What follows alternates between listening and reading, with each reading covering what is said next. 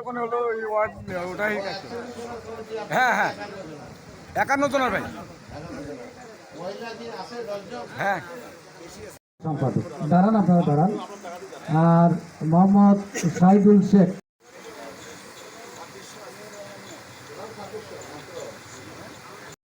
নেতৃবৃন্দ, ওয়ার্ডের নেতৃবৃন্দ আছেন, তাদের সবাইকে ধন্যবাদ জানাচ্ছি। অঙ্গ সংগঠনের সবাইকে ধন্যবাদ জানাচ্ছি। আমি একটু লিখতে হবে আমাকে, তুমি লিখবে নাকি?